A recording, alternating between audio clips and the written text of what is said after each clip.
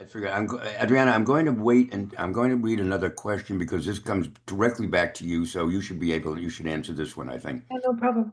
Wayan, this comes from Wayan, but my name is Wayan Barr. I'm a French photographer from New Orleans, Louisiana. New Orleans is my wife's hometown. All of her family's there. Brother's a jazz trumpeter, and her brother's a jazz trumpeter down there. Anyway, New Orleans is very dear to my heart. Your words resonate with my experience. I've been doing documentary photography for the past 5 years, trying to get published with some success, but losing more money than I'm earning. I've come to the point where my commercial work is now my source of income, and my documentary projects are what makes me keep this passion alive. Would you say that this is a common business model for other freelancers? I often feel frustration and anger. I don't see how this can be sustainable. Before I turn it over to Adriana, I would say my son who's now 48 years old, lives in France. He is actually a camera, also a filmmaker. He earns as much money from his commercial film as he does from any of his documentary or other work. So it's not an uncommon complaint, Wyan, and but I think Adriana may have even more comfort for you. I hope. Um, the first thing I'll say is it is almost 9 out of 10 photographers that write to me will share that same experience. And which only for me it just it keeps me moving, and it keeps me, every time I think about quitting, I do not, because of you.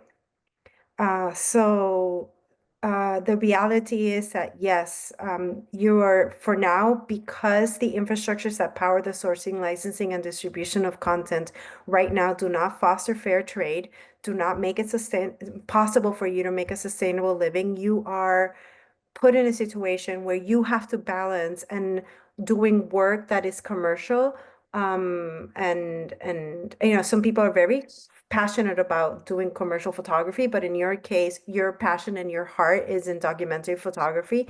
And for those who are, that's their passion, many of them have to find something else, an alternative parallel universe, in order to be able to continue this work, when they're not getting grants or applying for grants, which many times is very also time and cost consuming. I will say this, which is not that comforting, but I will tell you, I will never stop trying to disrupt the infrastructure, the foundation that for has permeated for way too long. We need change. It is evident that we need change. 68% of visual storytellers and documentary photographers are freelancers.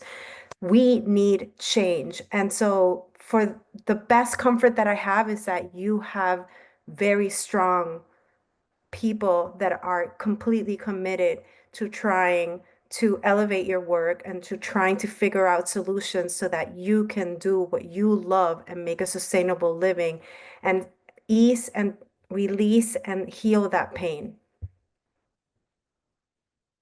Excellent, excellent, very excellent response. I want to, by the way, I've just had two more Substack subscribers. Steve, if that's you're one of them, thank you. You're a professor at I believe, at the Indiana University. And we have one more, Ravs Marwaha. I don't know where you're from, Ravs, but you're welcome also. I'm sorry. You want to say something else, Adriana? I wanted to answer the question before, the question about growing your audience, if that's okay with you. Please. For me, what worked was being honest about my journey.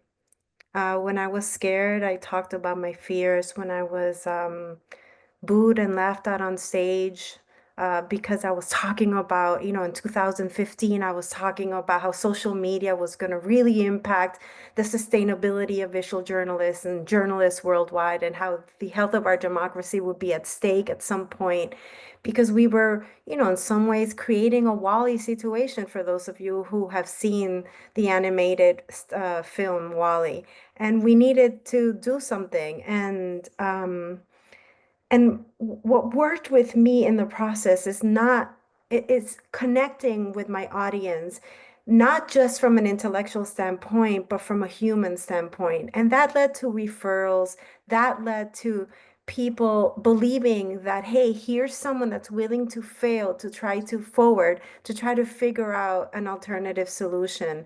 And that's the power of entrepreneurship, I feel. And all of us, in some ways, we're entrepreneurs. All of us are trying to create something that can do good, and continue to elevate the conversations in journalism and in our industry.